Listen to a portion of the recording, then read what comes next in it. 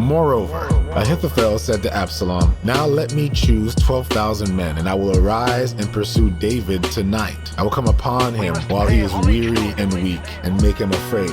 And all the people who are with him will flee, and I will strike only the king. Then I will bring back all the people to you. When all return except the man whom you seek, all the people will be at peace." And the saying pleased Absalom and all the elders of Israel. Then Absalom said, "Now call Hushai the Archite also, and let us hear what he says too." And when Hushai came to Absalom, Absalom spoke to him, saying, "Ahithophel has spoken up in this manner. Shall we do as he says? If not, speak up." So Hushai said to Absalom, "The advice that Ahithophel has given is not good at this time. For," says Hushai, "you know your father and his men, that they are mighty men, and they are enraged in their minds, like a bear robbed of her cubs in the field. And your father is a man of war, and will not camp with the people. Surely by now he is hidden in some pit or in some other place, and it will be, when some of them are overthrown at first, that whoever hears it will say, 'There is a slaughter among the people who follow Absalom.' And even he who is valiant, whose heart is like the heart of a lion, will melt completely. For all Israel knows that your father is a mighty man, and those who are with him are valiant men. Therefore I advise that all Israel be fully gathered to you, from Dan to Beersheba, like the sand that is by the sea for the multitude, and that you go to battle in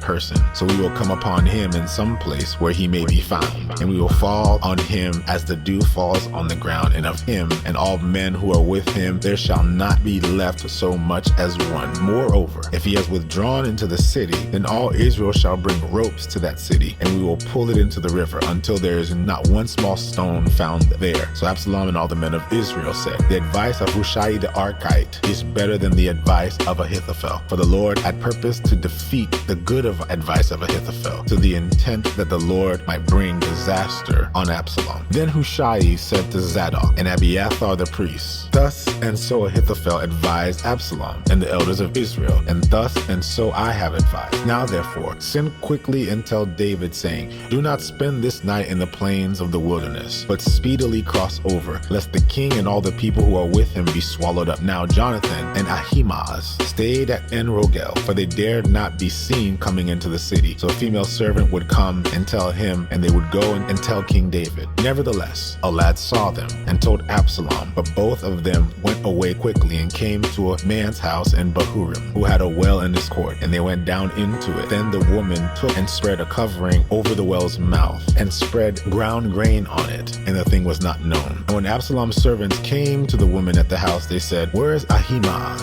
and Jonathan?' So the woman said to them, 'They have gone over the water brook.' And when they had searched and could not find them, they returned to Jerusalem. Now it came to pass, after they had departed, that they came up out of the well, and went and told King David, and said to David, 'Arise, and cross over the water quickly, for thus has Ahithophel advised against you.' So David and all the people who were with him arose and crossed over the Jordan by morning light. Not one of them was left who had gone over the Jordan. Now Ahithophel saw that his advice was not followed. He saddled a donkey and arose and went home to his house, to his city. Then he put his household in order and hanged himself and died, and he was buried in his father's tomb. Then David went to Mahanaim, and Absalom crossed over the Jordan, he and all the men of Israel with him. And Absalom made Amasa captain of the army instead of Joab. This Amasa was the son of a man whose name was Jithra, an Israelite, who had gone in to Abigail, the daughter of Nahash, sister of Zeruiah, Joab's mother. So Israel and Absalom encamped in the land of Gilead.